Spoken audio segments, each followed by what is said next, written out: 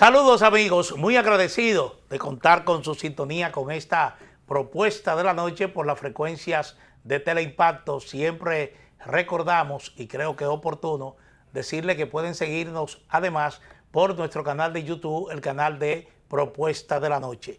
Yo soy Manuel Jiménez y esta noche voy a conversar con una persona que siempre es agradable discutir, tratar, abordar y analizar temas. Me refiero a Carlos Segura Foster, miembro del Comité Central del Partido de la Liberación Dominicana. Don Carlos, no tengo que decirle que para mí es un gran placer contar con su presencia aquí en este espacio. No, el placer es mío, hermano. La verdad que a mí me complace mucho compartir contigo, porque tú eres uno de los periodistas que yo más admiro. Bueno, o sea, si es una amistad vieja. Don Carlos, yo sé que en otros espacios le han preguntado sobre el tema con el cual vamos a abrir esta entrevista. Y me refiero a la reciente decisión de la FAO, la Organización de las Naciones Unidas para la Agricultura y la Alimentación, que coloca al país por debajo de lo que es los niveles de subalimentación. Es decir, dice que hemos reducido en 2.5%, lo que el gobierno agregó que aquí hemos llevado lo que se llama el hambre cero. ¿Hasta qué punto los datos que usted tiene confirman esa decisión que se anunció recientemente o usted tiene algunas informaciones, algunas estadísticas que pueden contradecir precisamente ese anuncio que se hizo desde el Palacio Nacional? Mira, sobre ese tema ya se ha escrito mucho, gente talentosa. Por ejemplo, hubo un artículo de Richard Medina, que es un director del Departamento de Economía del INTE, un muchacho muy talentoso, miembro del comité político, en donde da a conocer íntegramente el informe de la FAO, que adolece de una serie de situaciones, porque generalmente esa información se publica en el mes de octubre. Y ayer vi un artículo de un periodista siempre bien enterado que dice que el informe se dio a conocer sin estar firmado. Era cuestión del gobierno buscar aliento dentro de las calamidades que estaba viviendo la población.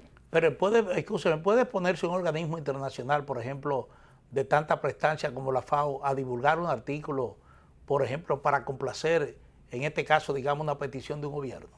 Bueno, que hay que entender lo que son los informes de la FAO. La FAO recibe las informaciones y la FAO recibe que aquí se esté repartiendo en planes sociales una cantidad de dinero que si realmente lo recibieran los pobres, pues esos pobres estuvieran mejorando sus condiciones materiales de existencia. Pero no es así. Aquí el gobierno erogó, para citar un solo caso, para la visita navideña 4.500 millones de pesos. Y un año después, el PLD no había recibido la información, ¿quiénes lo recibieron? Aquí hay un plan que ahora se llama Supérate, que no se sabe quiénes reciben la tarjeta. Y ese plan, que es para la alimentación de los sectores pobres, fue brillantemente ejecutado primero en los gobiernos del PLD con Leonel, por el doctor Rafael Albuquerque, y posteriormente en los de Danilo por Margarita. Entonces, cuando eso eran tarjetas identificadas y todo el mundo sabía, entraba al portal y sabía quiénes lo recibían. Pero ahora nadie sabe. Yo acompaño a mi esposa ocasionalmente al supermercado y la penúltima vez que fui me encuentro que en el supermercado hay una cantidad enorme de personas y a mí me intriga, no, que el gobierno entregó la tarjeta ayer. Bueno, se entiende, pero resulta que ese programa estaba diseñado para los colmados barrios pobres, porque era para entregarle a los pobres, pero estaban comprando en supermercados. Y entonces a mí me llamó tanto la atención, que me puse al frente y entonces salían los carritos llenos, que no era con una sola tarjeta que se compraba, pero iban a ser introducidos en vehículos de lujo. Es decir, que los que estaban comprando con la tarjeta que era del gobierno eran ricos. Entonces, las informaciones en los países es una distribución per cápita de los bienes. Por ejemplo, si aquí ingresa 1 millón de pesos, y resulta que el país es una sola persona, si se divide entre una, pues ese tiene 1 millón de pesos. Pero lo que resulta es que la riqueza de este país se distribuye entre todos Y todo el mundo sabe que aquí la mayor parte de la riqueza está concentrada en los más ricos, en un 90%, y el 10% se reparte entre el 90% de la población. Aquí hay una verdadera situación de calamidad. Aquí en vez de hambre cero, lo que hay hambre y dispersa en todas las esquinas. Aquí el que comía 3 veces está comiendo 2, y el que comía 2 está comiendo 1. Y hay sectores que están haciendo convites, como se hacían en los campos para las tareas de trabajo. Tú traes el arroz, tú traes la habichuela, tú traes el pollo. Y como dicen los países y los gobiernos y las acciones de su gobierno, se analizan a partir de los resultados. Si tú tomas los resultados de lo que ha sido este gobierno, resulta que todos los alimentos están al doble y que los sueldos no han sido compensados en la misma proporción. Y doy otra información que está relacionada también de la FAO. La FAO publicó que durante el año 2025 en el mundo los alimentos redujeron su precio en un 4%. Es decir, aumentaron un 4%.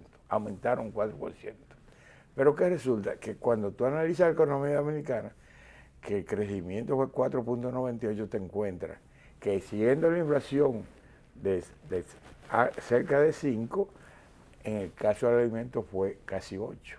Entonces, con relación a la FAO, nuestro país, en vez de reducir los precios de los alimentos, lo que hizo fue que lo duplicó. Entonces, ¿cómo es posible que un país que duplicó el costo de los alimentos y que no lo compensó con los salarios haya dado un paso de avance en la reducción del hambre? Realmente, cuando se analizan los quintiles, se nota que realmente la parte más afectada son los quintiles de los pobres. Y cuando se analiza por región, son las regiones más pobres. Aquí hay una doble realidad.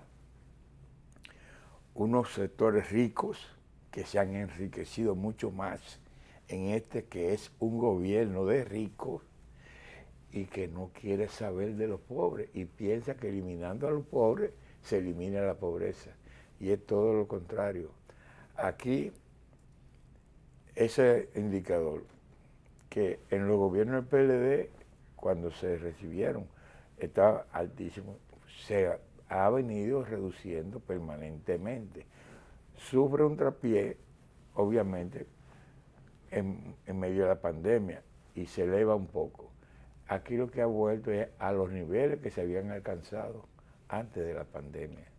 Don Carlos, uno de los datos que ofrece el informe, me refiero al informe de la FAO, es que, y el gobierno de alguna manera lo replica, es que algo que incide en esa calificación que nos da la FAO es el efecto de los programas sociales que usted lo acaba de mencionar.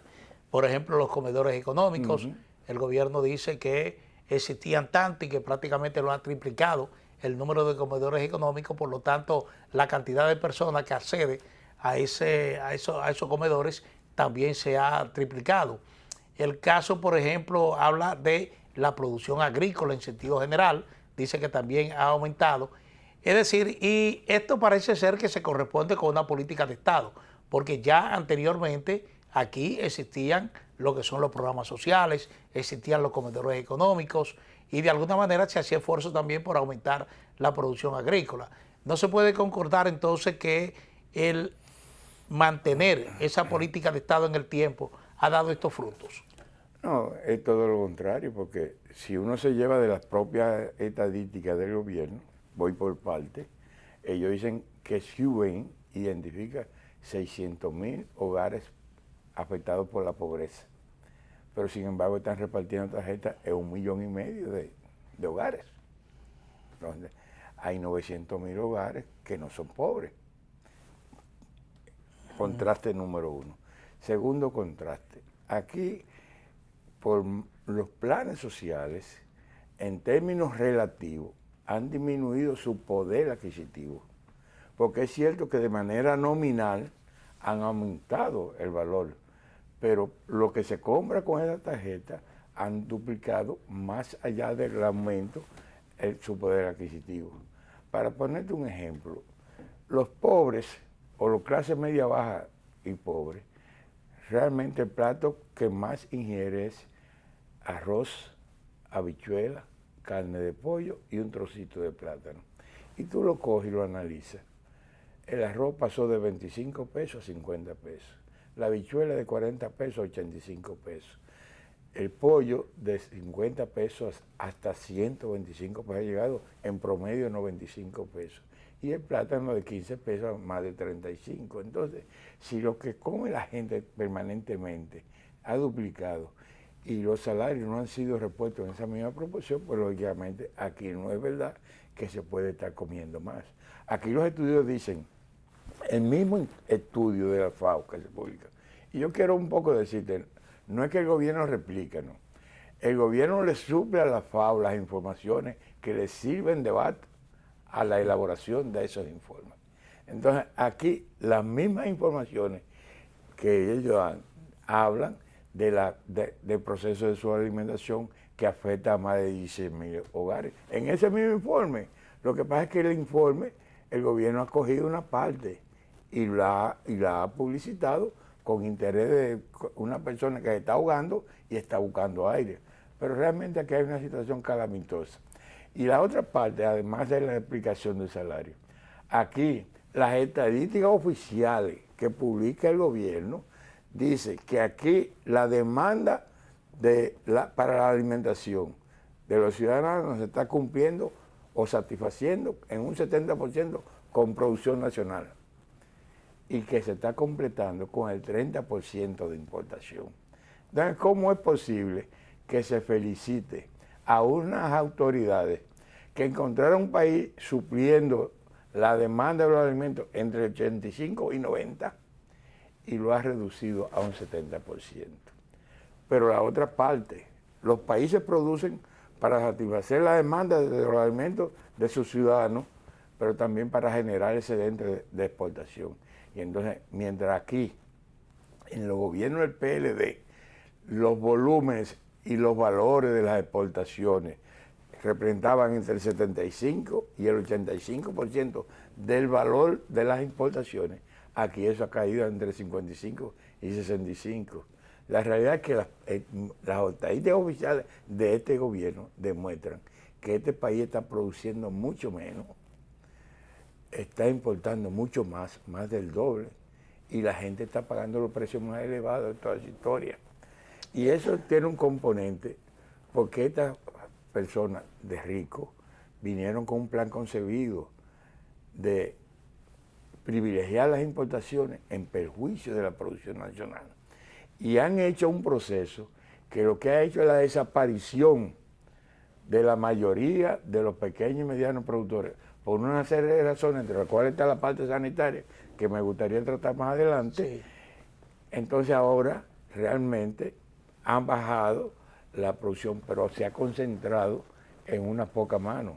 Aquí hay un oligopolio brutal que se ha enriquecido sobremanera en este gobierno de ricos por la otra parte del pecado de abandonar la producción nacional y convertir a los mismos grandes productores en importadores. Entonces importan mucho más barato del costo de producción de aquí, pero venden los alimentos importados al precio como si fuera de costo de producción de aquí. Por tanto, tienen doble ganancia. A ver si lo entiendo. Una de las cosas que se dice es que hemos tenido una producción alimentaria suficiente porque aquí se está alimentando. Este año las estadísticas del Ministerio de Turismo dicen que nos van a visitar alrededor de 1 millón de visitantes. De 12 millones. 12 millones de visitantes. Un millón promedio anual. Tenemos los mercados binacionales que abastecen prácticamente Haití.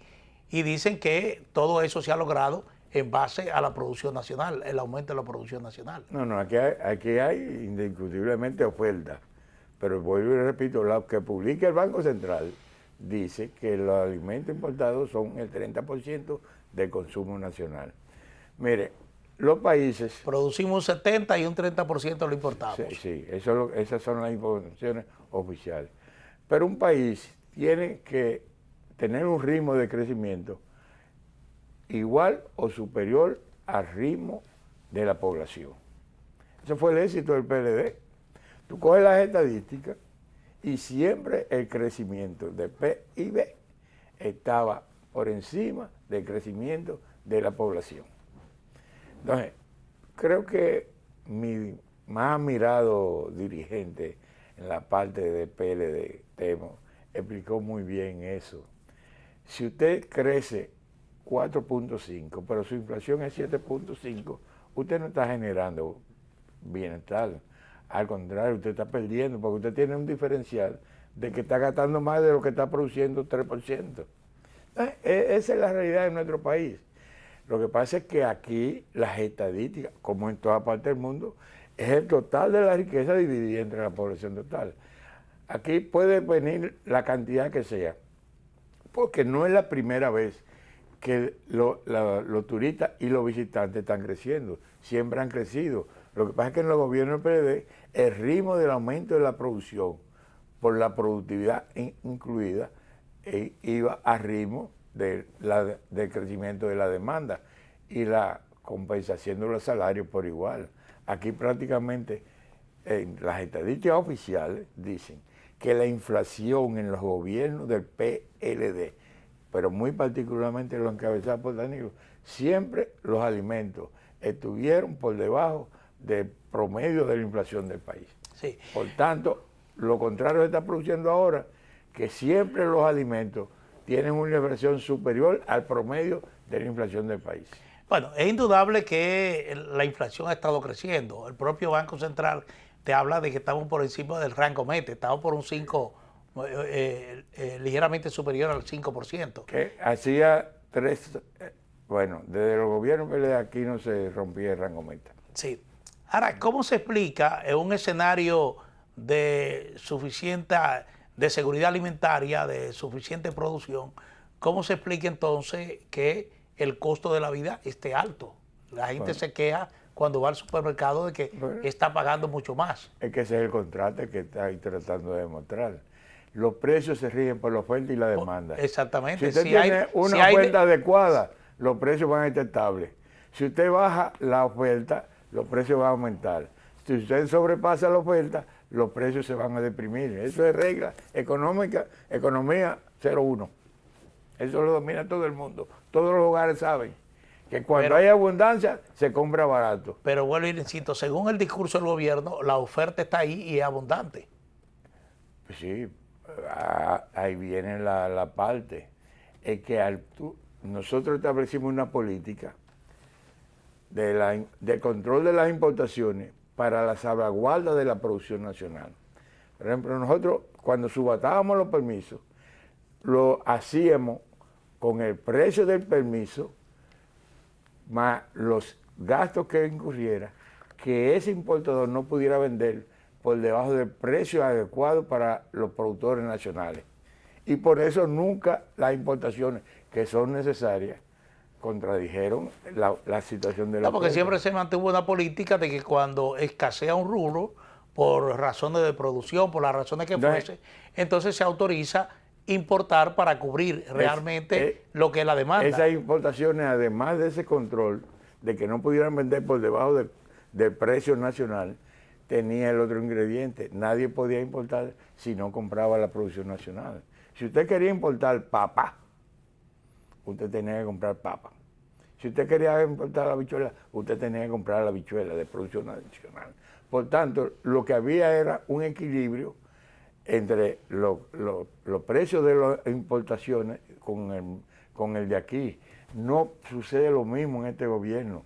Para ponerte un solo ejemplo, y lo he repetido en muchos programas, el pollo congelado que se importa desde Brasil y desde Estados Unidos, le sale al importador alrededor de entre 25 y 30 pesos la libra. En producción nacional, el promedio de la libra es 40 pesos. Pero el que importan, cuando lo mandan al mercado, lo mandan a vender a los 80, 90 o 100 pesos que se vende el de costo nacional.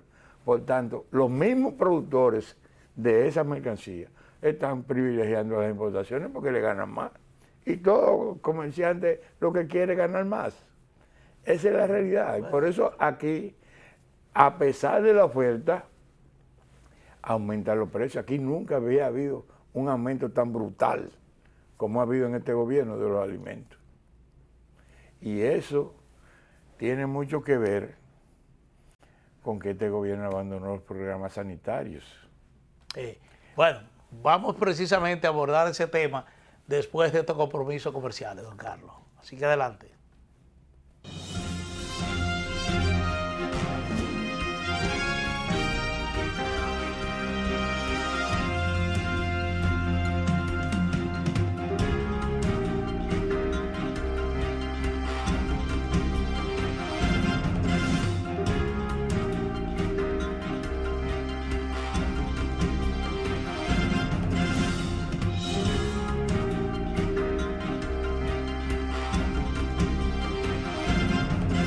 Lapropuestadigital.com, un medio digital alternativo de contenido amplio, variado y de calidad, de actualización permanente, una interesante oferta de información nacional e internacional, análisis, reportajes, artículos de opinión, videos y otros contenidos de actualidad. Toda la información y el análisis están aquí. Lapropuestadigital.com. Los carros y los celulares saben si te entra una brisita. Inesperadamente le da un patatú. Pagaste la tarjeta, fuiste al súper, hasta llenaste el tanque y ¡pam! Se dañó el inversor. Los imprevistos ocurren, pero tú los puedes superar. Descarga y aprovecha las herramientas gratuitas que tenemos para ti. Organiza tu bolsillo con ProUsuario. Superintendencia de Bancos de la República Dominicana.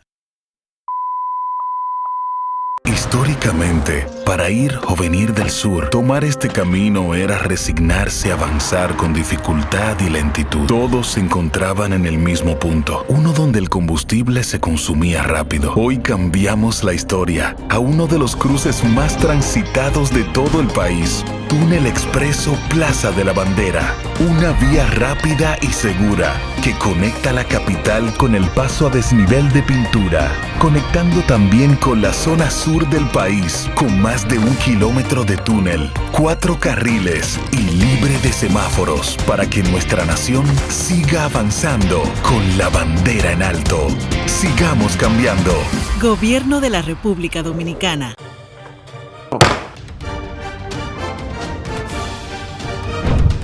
La Cámara de Diputados aprobó en 2 discusiones seguidas el proyecto de ley que promueve, incentiva y reconoce el voto ciudadano responsable para estimular a ejercer el derecho al sufragio. Además, sancionó en primera discusión el proyecto de ley sobre gestión de la ciberseguridad de la autoría de Alfredo Pacheco y el diputado Sadoki Duarte. Asimismo, aprobó con modificaciones en 2 discusiones consecutivas el proyecto de ley que regula los juegos de azar. También aprobó en 2 discusiones seguidas el proyecto de ley que declara el 6 de junio de cada año Día Nacional del Defensor del Medio Ambiente.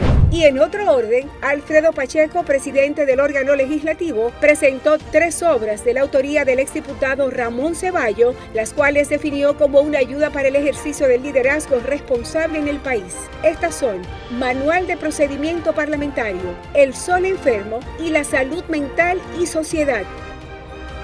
Aprobado. Cámara de Diputados de la República Dominicana.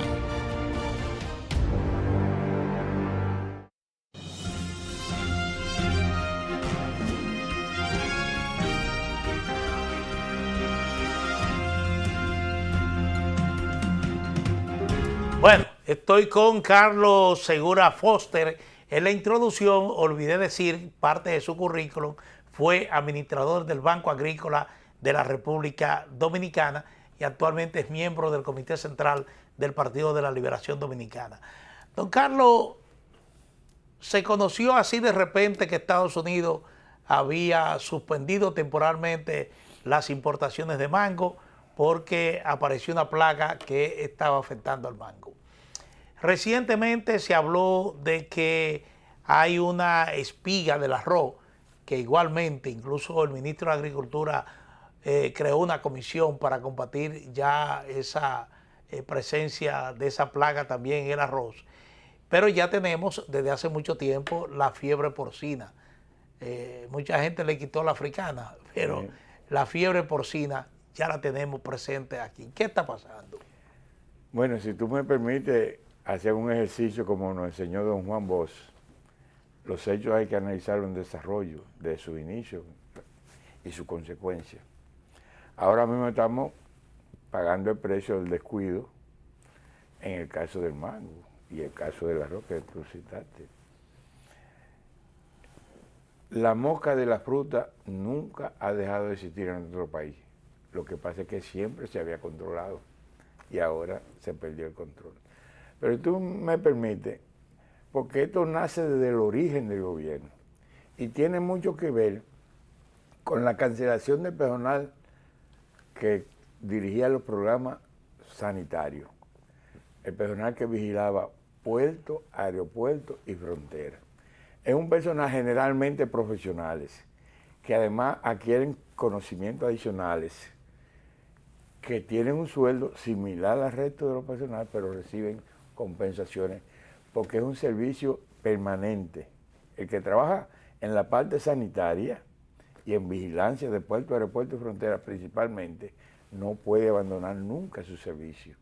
Tiene que permanecer ahí. Aunque su turno sea de 8 horas, si su turno termina a las 10 de la noche y no ha llegado su relevo, usted tiene que quedarse ahí.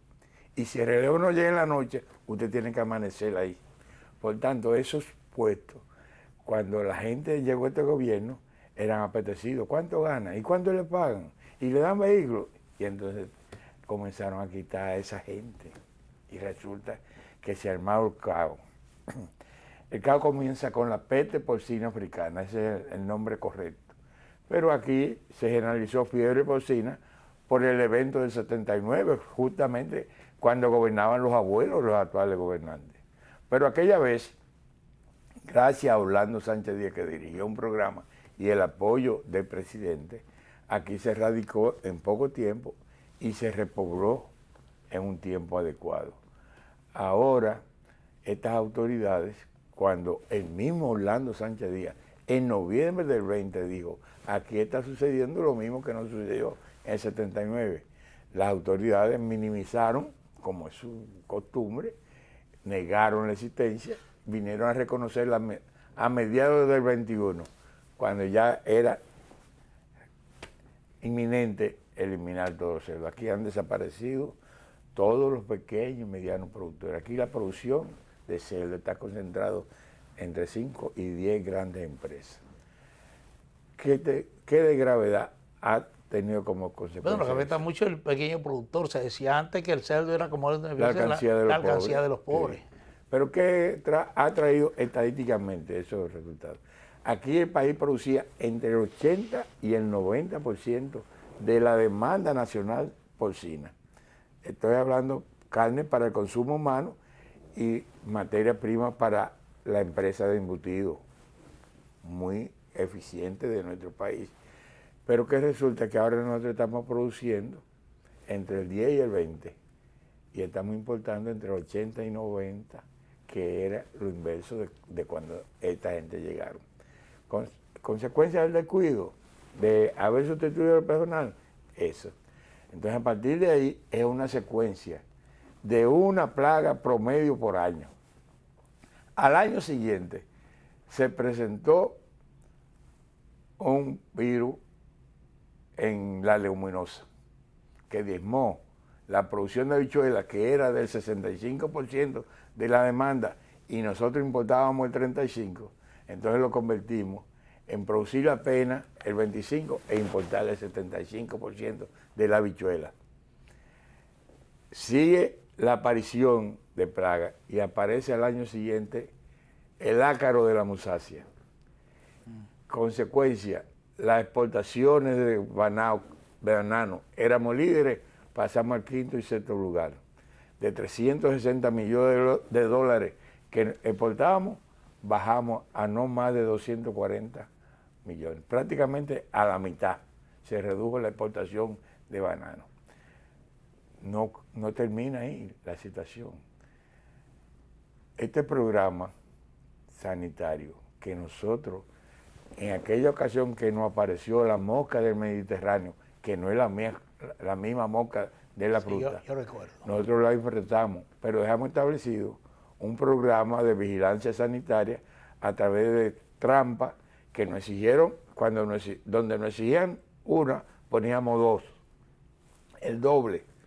Pero la trampa no es colocarla, a la trampa hay que visitarla semanalmente, colocarle el atrayente sexual semanalmente, mantenerle el agua limpia semanalmente, y entonces eso dejó de hacerse. ¿Y por qué aquí ha habido tanta deficiencia en la parte fitosanitaria? Porque nosotros desarrollamos programas de vigilancia permanente, como ya te dije. Pero aquí, el gobierno del PLD de Danilo, y eso lo sabemos muy bien, Temo, dejamos un préstamo de $50 millones para la vigilancia sanitaria, principalmente enfocada en la parte de los vegetales, que incluye el mango.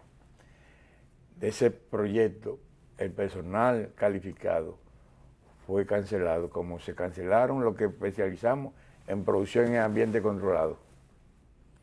Entonces, ¿qué ha traído como consecuencia eso? Estos resultados.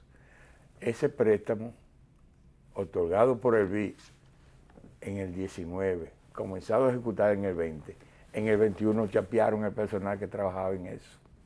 Lo cancelaron. El país no pudo ejecutar ni el 10% de ese proyecto. Entonces, ese préstamo quedó sin uso. Por tanto, aquí la parte sanitaria, ellos dicen, no busquemos culpables, no hay responsables. Esto es un descuido general. No, no fue un descuido general. Este fue un descuido compartido por el ministro que salió y que en Palacio le pidieron aplauso por su exitosa gestión al frente del Ministerio de Agricultura, y por el descuido de los que llegaron. Porque para tu conocimiento, aparte de lo que dice la auditoría, aquí los técnicos de ese programa tenían 6 meses que ni se les pagaba la dieta, ni se les suministraba el combustible para ir a la visita obligatoria semana tras semana. Y mandaban con mensajeros el atrayente sexual de la mosca. Y lo recibían trabajadores de la finca y no lo aplicaban, o lo aplicaban mal, o no le cambiaban el agua de manera adecuada. Ahí está, mira. Yo fui personalmente, como de costumbre, a la feria del mango de este año. Y yo le dije al organizador, pero aquí hay unos mangos que no deben exhibirse porque a la clara el que ve ese mango no se lo come. Eso lo dijo también un diputado del PRM. Y lo dijo el administrador de la principal empresa exportadora de mango, de eso que estaba pasando con el mango. En ese momento ya se estaba ejecutando la parte final de la auditoría que sirvió del base. Que yo te digo a ti, ojalá tú puedas verla, es una vergüenza para el país. Y yo, como soy amante de la producción y defiendo a rajatabla a los productores, yo vivo orando para que no haya una especie de contagio o de réplica de esa suspensión de las importaciones por parte de Estados Unidos. Porque las condiciones de la fruta que estamos produciendo no es atractiva ni siquiera para los europeos, que no son muy exigentes, porque ellos no producen mango. Entonces, yo quisiera, primero, que no se haya contagio de otros países que suspendan la compra, pero tampoco que esa pueda también influir en que nos prohíban importaciones o exportaciones por parte de nosotros de vegetales.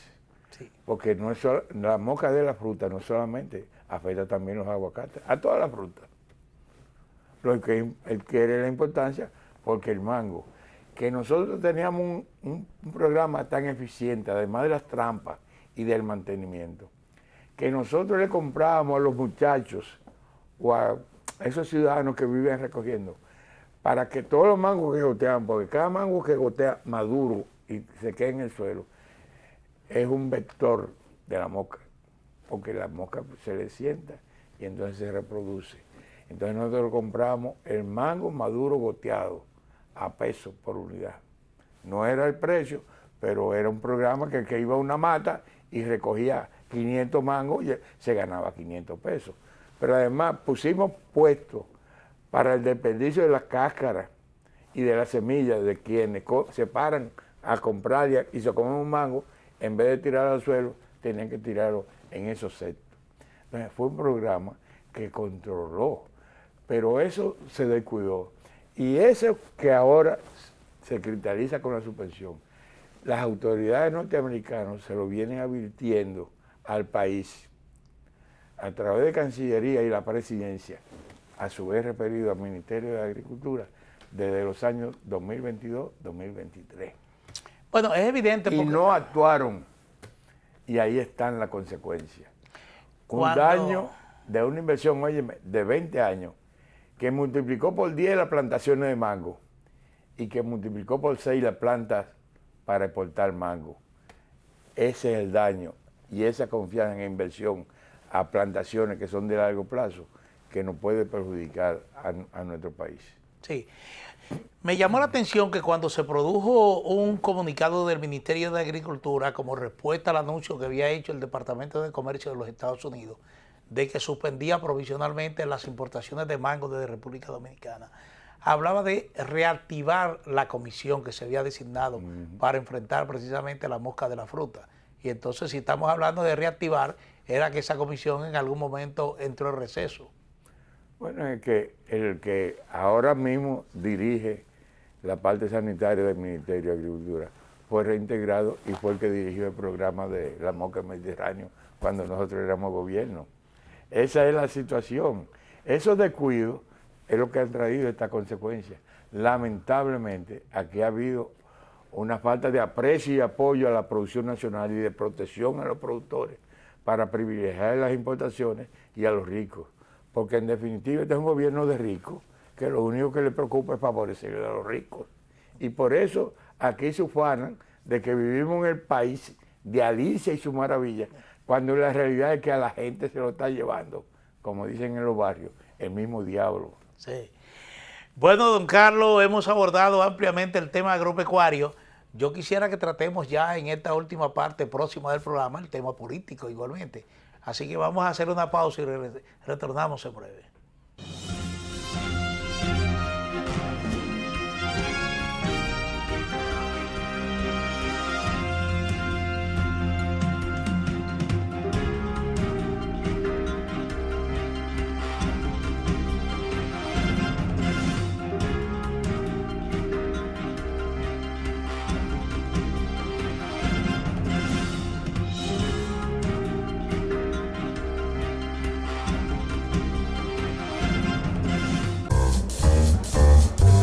Los carros y los celulares saben si te entra una brisita. Inesperadamente le da un patatú. Pagaste la tarjeta, fuiste al súper, hasta llenaste el tanque y ¡pam! Se dañó el inversor. Los imprevistos ocurren, pero tú los puedes superar. Descarga y aprovecha las herramientas gratuitas que tenemos para ti. Organiza tu bolsillo con ProUsuario, Superintendencia de Bancos de la República Dominicana.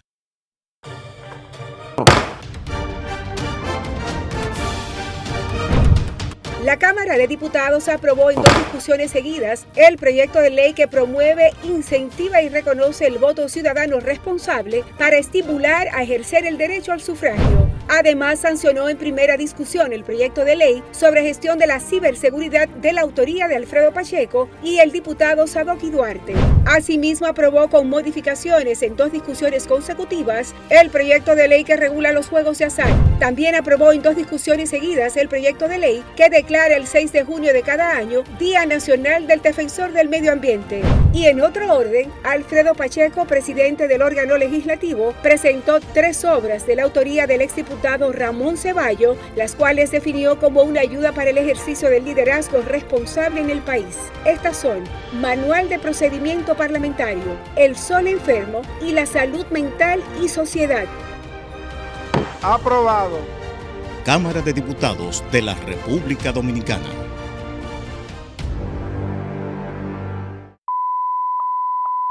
Históricamente, Para ir o venir del sur, tomar este camino era resignarse a avanzar con dificultad y lentitud. Todos se encontraban en el mismo punto, uno donde el combustible se consumía rápido. Hoy cambiamos la historia a uno de los cruces más transitados de todo el país. Túnel Expreso Plaza de la Bandera, una vía rápida y segura que conecta la capital con el paso a desnivel de Pintura, conectando también con la zona sur del país, con más de 1 kilómetro de túnel, 4 carriles y libre de semáforos, para que nuestra nación siga avanzando con la bandera en alto.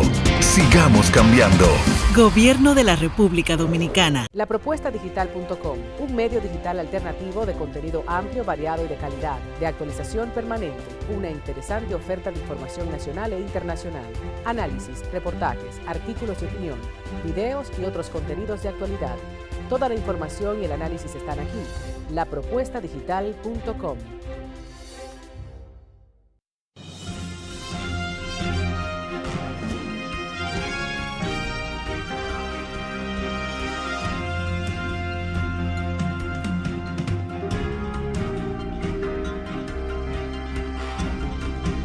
Bueno, don Carlos, usted es miembro del Comité Central del Partido de la Liberación Dominicana y nos gustaría que usted comparta realmente sus impresiones.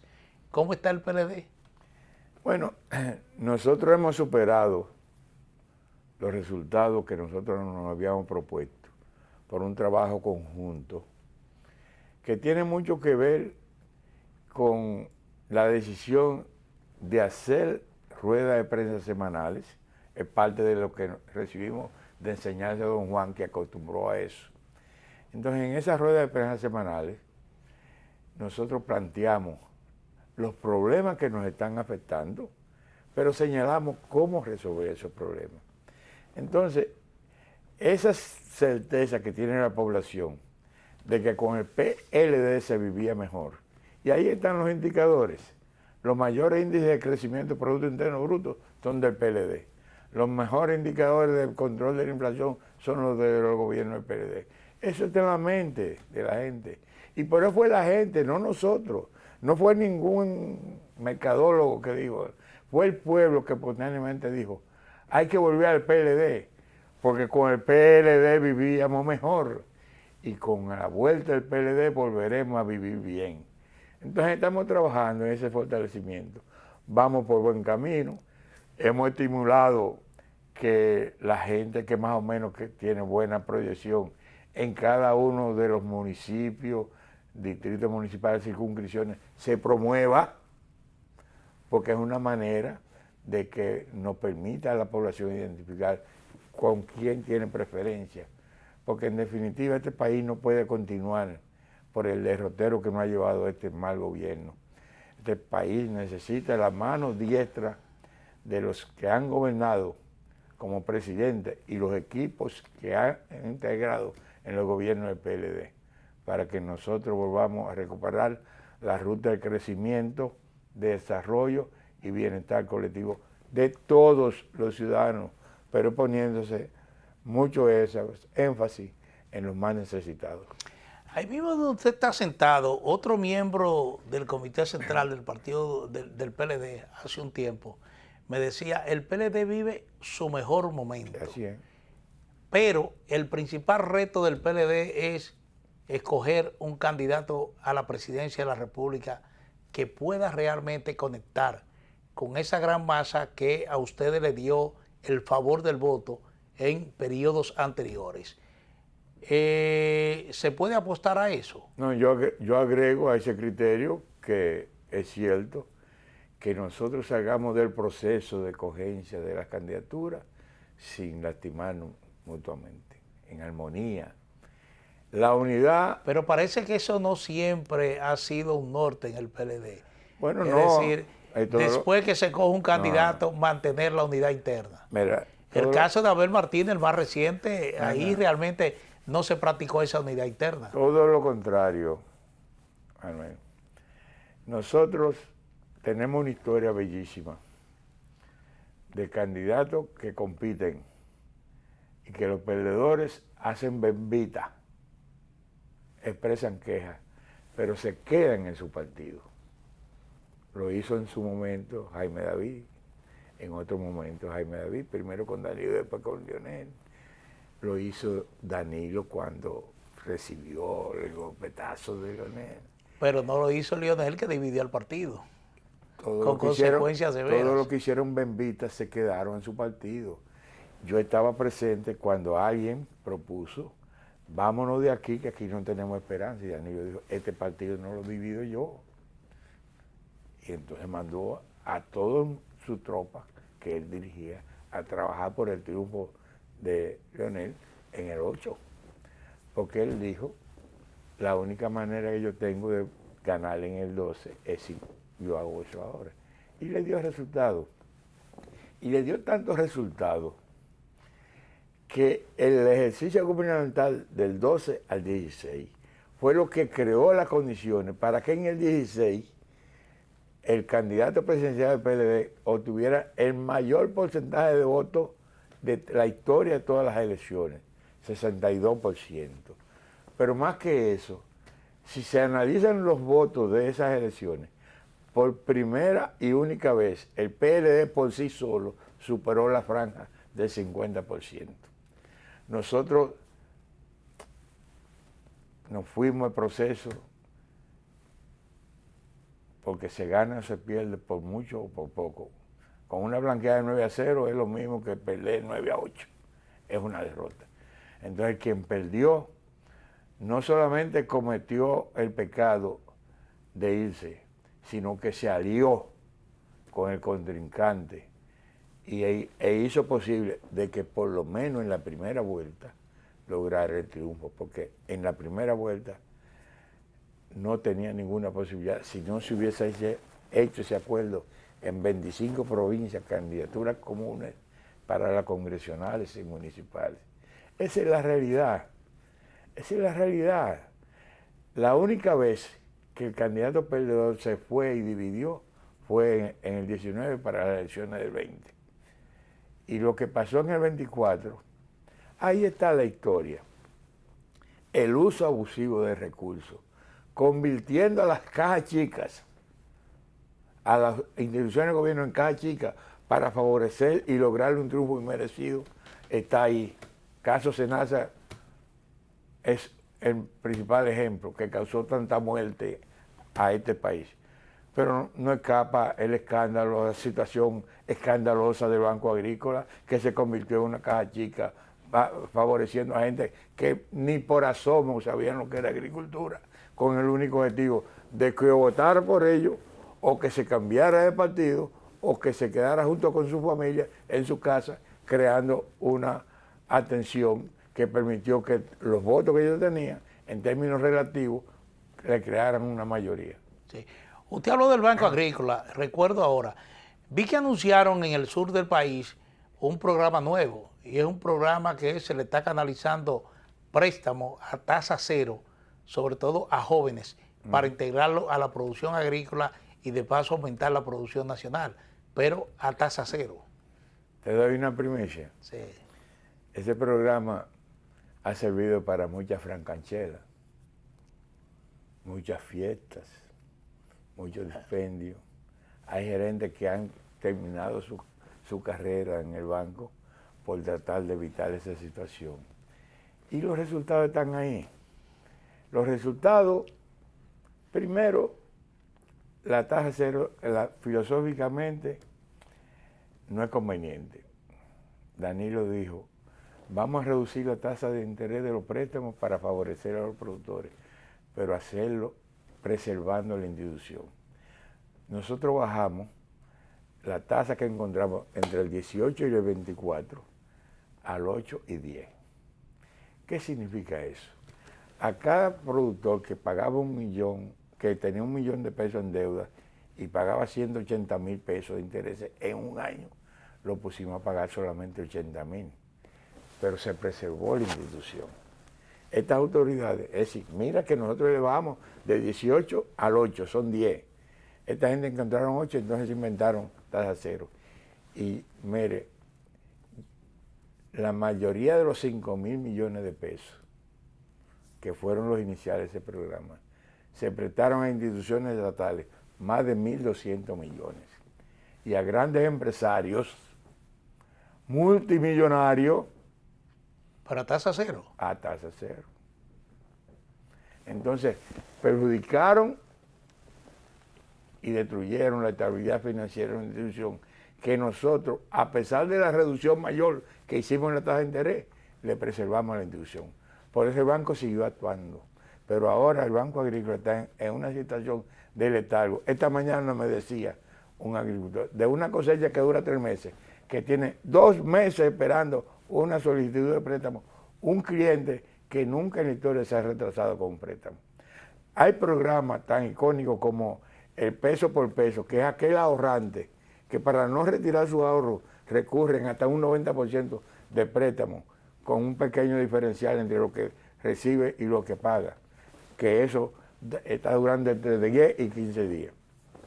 Pero lo más triste, lo que mantenían la liquidez permanentemente de la institución, que eran los factoring, o sea, los préstamos de compra y factura de productos de producción agropecuaria, principalmente a suplidores del INAVIE, o aquellos clientes con línea de crédito que pagaban y recibían desembolso el mismo día.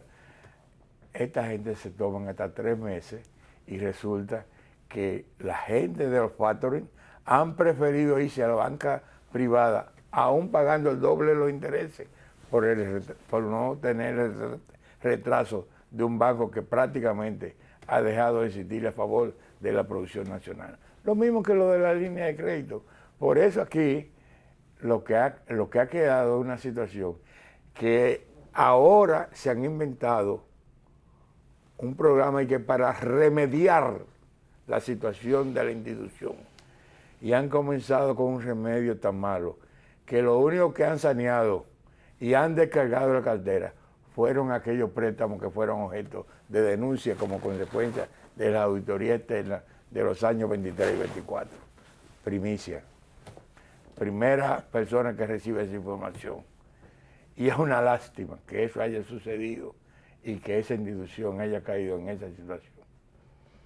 Bueno, así es, porque yo no entiendo un banco, aún sea para un fin tan estratégico como es tan bonito, aumentar la producción de alimentos, prestar a tasa cero. Cuando gasta para administrar el préstamo alrededor de 5. Exactamente. No se entiende. Pero hay otra parte, siguiendo con la parte del PLD, yo veo mucho activismo a nivel de la candidatura presidencial, de las aspiraciones a la presidencia de la República, pero no veo igual optimismo, por ejemplo, en el resto de la candidatura, que igualmente son importantes. Por ejemplo, los alcaldes, en este proceso que todavía tenemos, porque tenemos elecciones municipales antes de las elecciones nacionales, y mucha gente ya la identifica como un adelanto de lo que viene en las nacionales, no veo realmente en el PLD como mucho activismo en eso. No se siente como se siente para las aspiraciones presidenciales, sí, pero nosotros estamos promoviendo que en cada municipio y cada distrito municipal se haga activismo. Y hemos mandado un mensaje, y se ha logrado en gran parte, de escoger el candidato por consenso en cada una de la población. Y yo te puedo decir que vamos muy bien en seleccionar candidatos de consenso bajo la creencia de que es lo más conveniente para esa comunidad. Bueno, adelanté cuando lo presentaba para el inicio de esta entrevista que siempre es agradable conversar con usted. Agradable, pero también uno se nutre mucho de informaciones, de esas que nosotros en el argot periodístico llamamos primicia, porque es la primera vez que se dan a conocer. Así que muchas gracias a Carlos Segura Foster, agrónomo, miembro. Gracias por la invitación y ojalá que no sea tan distante la próxima. Bueno, me comprometo a cortar el tiempo. Gracias a Carlos Segura Foster, miembro del Comité Central del Partido de la Liberación Dominicana, ex administrador del Banco Agrícola. A ustedes igualmente la gracia por su sintonía con esta propuesta de la noche. Así que solamente me resta desearle muy buenas noches.